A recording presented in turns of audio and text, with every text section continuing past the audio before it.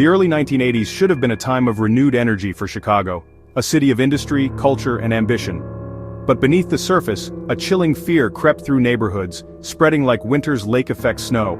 Women were vanishing, their bodies found in desolate places, marked by brutality that defied comprehension. This was no ordinary violence. The crimes were methodical, almost ceremonial, suggesting a sinister purpose.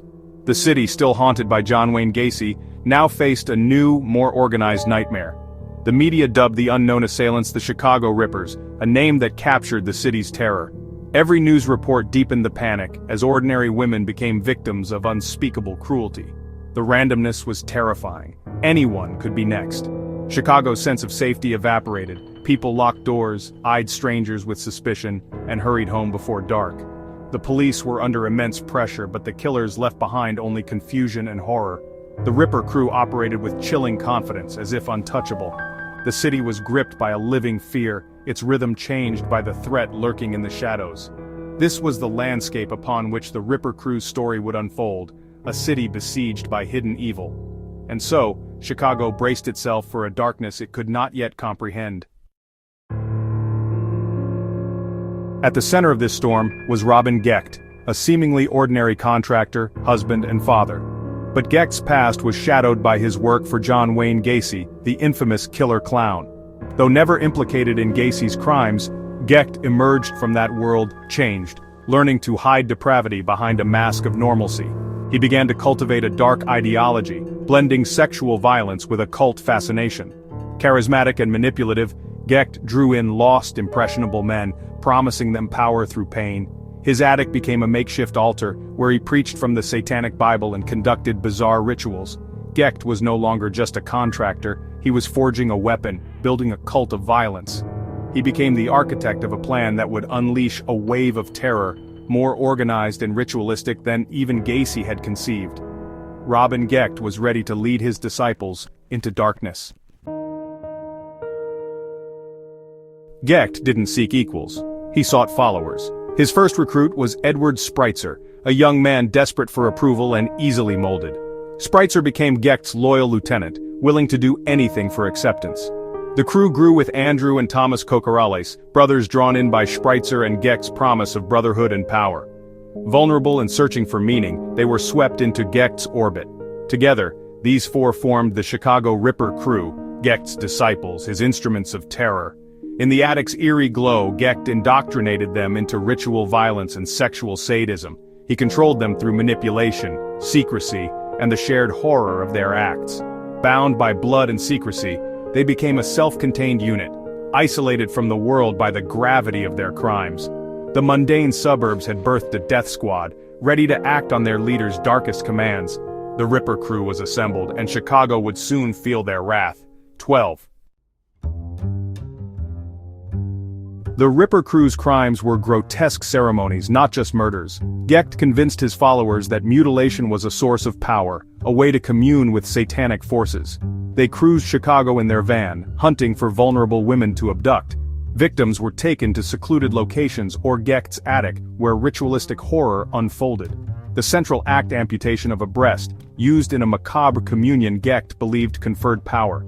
Torture, sexual assault, and psychological terror were inflicted before death. Each member played a role, with Gecht directing and Spreitzer the most eager participant. The van became a rolling chamber of horrors. Bodies were dumped in remote locations bearing the crew's horrific signature. Their ritualistic violence left Chicago in terror, the killers' identities still shrouded in mystery. The Ripper crew's victims were chosen for their vulnerability, not identity. The first was Linda Sutton, found mutilated in a field in 1981. Her death set the gruesome pattern. Over the next year and a half, at least 17 more women fell prey, their lives cut short in brutal fashion. The crew targeted women alone, often late at night or in risky situations. They saw victims as objects for ritual slaughter, dehumanizing them to justify their cruelty.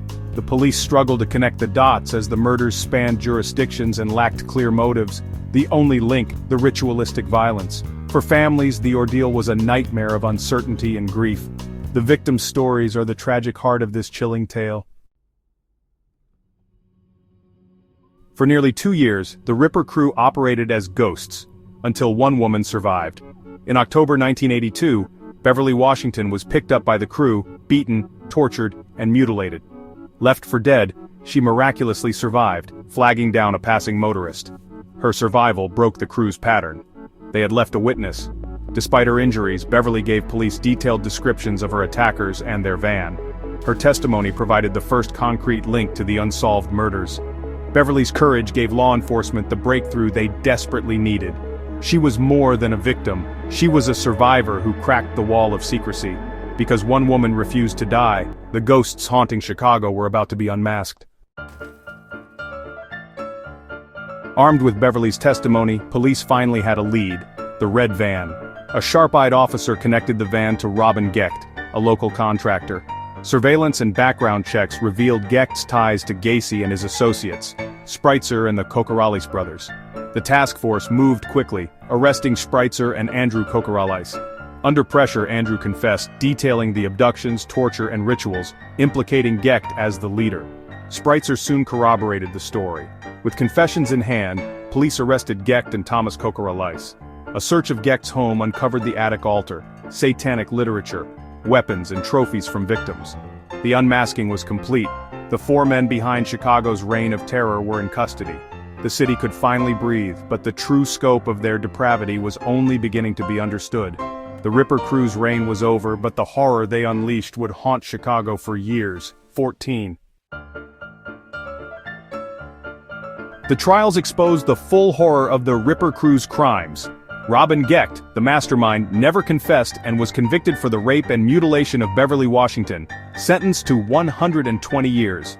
Edward Spreitzer was convicted of multiple murders, sentenced to death, later commuted to life without parole.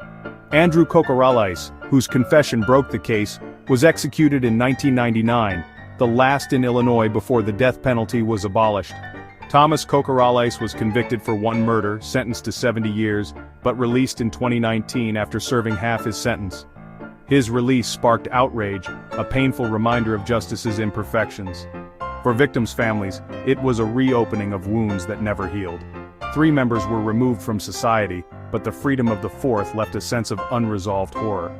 The justice system's complexities left scars almost as deep as the crimes themselves. 10. The Chicago Ripper crew left an indelible scar on the city's psyche. Their story shattered the illusion of safety, revealing that evil can hide behind ordinary faces. The ritualistic nature of their crimes set them apart, making their legacy one of enduring terror. For law enforcement, the case became a study in cult dynamics and the power of a dominant psychopath. Beverly Washington's survival stands as a testament to human resilience. The tale is a chilling reminder: darkness can fester anywhere, hidden behind closed doors. The fear they inspired has faded, but their story remains, a warning to always be vigilant. Evil is real, and sometimes it lives terrifyingly close.